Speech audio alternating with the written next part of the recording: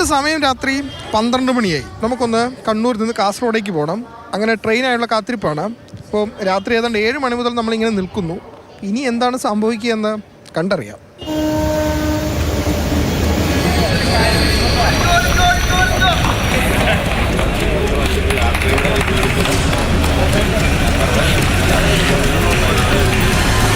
ഇതാണ് പാതിരായോട്ടം.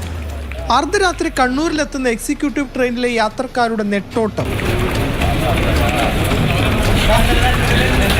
ട്രെയിൻ എത്തിക്കഴിഞ്ഞാൽ ലഗേജും ചുമന്നുള്ള ഓട്ടം അവസാനിക്കുന്നത് പുറത്തു നിർത്തിയിട്ടിരിക്കുന്ന ബസ്സിലാണ്.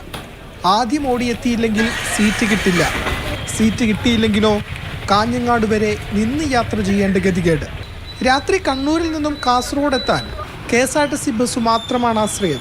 ഭയങ്കര ഒരു ബുദ്ധിമുട്ട് തന്നെയാണ്. ഇവിടുന്ന് KSRTC ഡിപ്പോയിൽ ഓടലും അവിടുന്ന് 1:45 ബസ് ഉണ്ടാവില്ല. അപ്പോൾ അതുവരെക്കും വെയിറ്റ് ചെയ്യേണ്ടി വരുന്നു.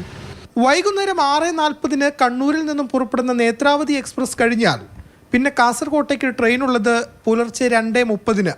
ജനശതാബ്ദിയും എക്സിക്യൂട്ടീവും അടക്കം ഇതിനിടയിലുള്ള ട്രെയിനുകളെല്ലാം കണ്ണൂരിൽ യാത്ര അവസാനിപ്പിക്കും. പാവപ്പെട്ട സ്ത്രീകളടക്കമുള്ള രോഗികളായ ആളുകൾ തിരുവനന്തപുരത്തു നിന്നും എറണാകുളത്തു നിന്നൊക്കെ വരുന്ന ആളുകൾ ഓടിക്കയറിയിട്ട് വേണം അവർക്ക് രാത്രി അങ്ങോട്ട്, അതായത് വടക്കു ഭാഗത്തേക്ക് ഒന്ന് പോകണമെങ്കിൽ.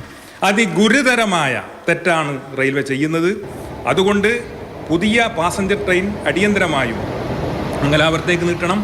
അതോടൊപ്പം രാത്രി 9 മണിക്കും 10 മണിക്കും എത്താൻ പറ്റുന്ന തരത്തിലേക്കുള്ള സർവീസുകൾ ആരംഭിക്കാൻ റെയിൽവേ തയ്യാറായാൽ മാത്രമേ ഇവിടുത്തെ രൂക്ഷമായ യാത്രാ പ്രശ്നത്തിന് പരിഹാരം ഉണ്ടാക്കാൻ സാധിക്കുള്ളൂ. നേരത്തെ വന്ദേ ഭാരതിനും കണ്ണൂർ വരെയായിരുന്നു സർവീസിന് അനുമതി. ഏറെ പ്രതിഷേധങ്ങൾക്ക് ശേഷമാണ് കാസർഗോട്ടേക്ക് നീട്ടി അനുവദിച്ചത്. കാസർഗോഡ് എന്താ കേരളത്തിന്റെ ഭാഗമല്ലേ എന്നതാണ് യാത്രക്കാരുടെ ചോദ്യം. ഷാജു ചന്ദ്രപുരയ്ക്കൊപ്പം ഫെലിക്സ്, മാതൃഭൂമി ന്യൂസ്.